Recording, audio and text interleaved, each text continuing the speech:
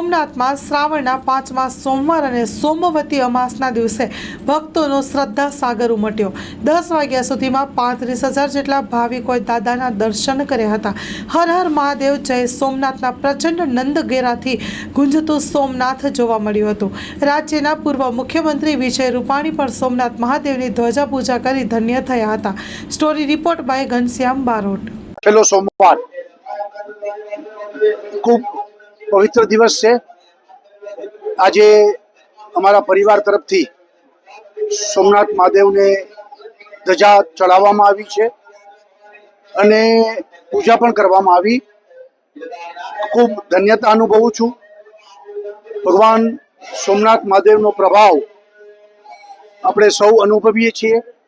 आज गुजरात सुरक्षित होय, देश सुरक्षित होय तो एना कारण में भगवान सोमनाथ अलग अलग जगह भगवान महादेव ना तीर्थ स्थानों द्वारकाधीश थी मांडी अने कामाख्या माता, अंबा माता आवा अनेक स्थलों के जेना प्रभाव ने कारणे आज देश एक छे, सुरक्षित छे। भगवान ने प्रार्थना करूं कि आवनारा दिवसों में भारत एक मजबूत राष्ट्र तरीके दुनिया में उभरे अने फरीथी भारतना ध्वजा पताका समग्र दुनिया में लहराय एवी आज भगवान ने प्रार्थना करी छे अने सौનું कल्याण करे एवी भगवान ने प्रार्थना। बारोट मानव लाइव में आपने आवकारो। खास तो आज श्रावण महीना छेल्लो सोमवार एटले के 5मो सोमवार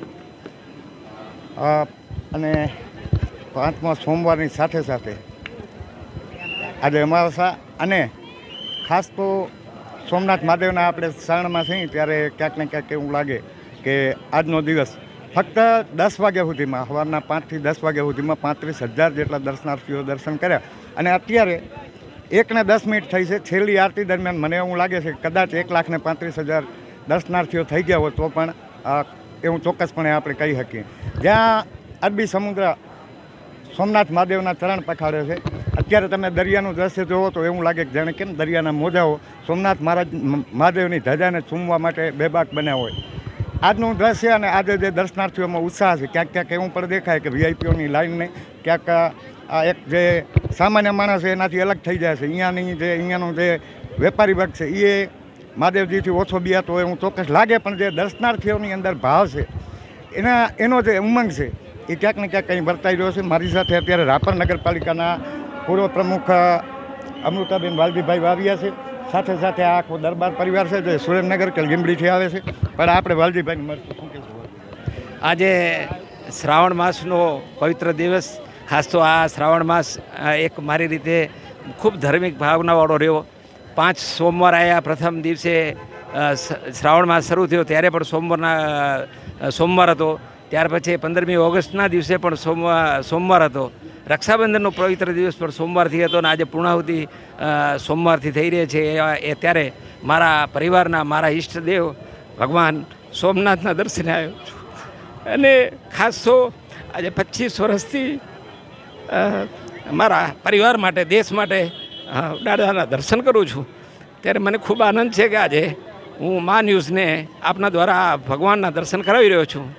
ત્યારે આપ દેશવાસીઓ, ખાસ તો મારા વાગડના પરિવારજનો આજે દાદાના દર્શન કરીને આપ ધન્ય થાઓ અને આવનાર દિવસો આપણા દેશ માટે, આપણા પરિવાર માટે, આપણા વાગડ માટે શુભ રહે એ સંકલ્પ સાથે દાદાના દર્શન કર્યા છે। દર્શક મિત્રો, ખાસ તો આપણે જ્યારે સોમનાથ મહાદેવના પ્રાંગણમાં આવી ત્યારે હમીરજી ગોહિલને ક્યારે પણ ભૂલી ના શકાય। અવારનવાર વિધર્મી આક્રમણો 10 થી 12 વખત આ મંદિરને લૂંટ્યું, પણ આપણી જે ધાર્મિક ભાવનાઓ અને આપણા જે ધર્મ ધોરણધરોએ, ખાસ તો આપણે હમીરજીને તો કેમ ભૂલી શકીએ કે જેમણે પોતાની યુવાનીમાં લાઠી તાલુકાનું અરઠીલા જેવા નાના ગામડાનો એક ગરાસદાર અહીંયા આવી પોતાના 200 કે 250 સાથીદારો સાથે વિધર્મીઓ સામે ભીખ ઝીલે અને એમાં શહીદીને બોલે, આજના દિવસે એમને ચોક્કસપણે ન ભૂલી શકાય। સાથે સાથે સરદાર વલ્લભભાઈ પટેલને પણ યાદ કરવા પડશે, કારણ કે સરદાર વલ્લભભાઈ પટેલ, વાલજી કાકા, ખાસ તો સરદાર વલ્લભભાઈ પટેલનું પણ આમાં બહુ મોટું યોગદાન છે। હા, મને ગર્વ છે કે દેશ જ્યારે આઝાદ થયો અને સરદાર સાહેબ અહીંયા દર્શને આવ્યા ત્યારે એમણે જે આ મંદિરની પરિસ્થિતિ જોઈ એટલે એમણે નિર્ધાર કર્યો કે આઝાદ ભારતના સર્વ ભારતીયો હવે એક ભવ્ય મંદિરના દર્શન કરશે એ સંકલ્પ સાથે એમણે આ મંદિરનું નિર્માણ કાર્યનો આરંભ કરેલો અને દેશના પ્રથમ રાષ્ટ્રપતિએ આ મંદિરને લોકાર્પણ માટે ખોલે મૂકેલો. એટલે મને એનો વિશેષ આનંદ છે. હું જ્યારે પણ સોમનાથ દાદાના દર્શન કરવા આવું છું ત્યારે સરદાર સાહેબને ખાસ વિશેષ વંદન કરું છું કે તેમણે આ સરસ ભવ્ય મંદિરનું નિર્માણ કરીને રાષ્ટ્રને આજે આ ભક્તિ તરફ વાળી છે. એટલે હું એવું માનું છું કે ભક્તિ ફક્ત પોતાના માટે નહીં પણ રાષ્ટ્ર માટે હોવી જોઈએ. અને સરદાર સાહેબે જ્યારે આનું નિર્માણ કર્યું છે ત્યારે હરેક અહીંયા આવતા હરેક દર્શનાર્થી પોતાના શ્રદ્ધા સાથે દેશ માટે પણ નમતા હોય છે.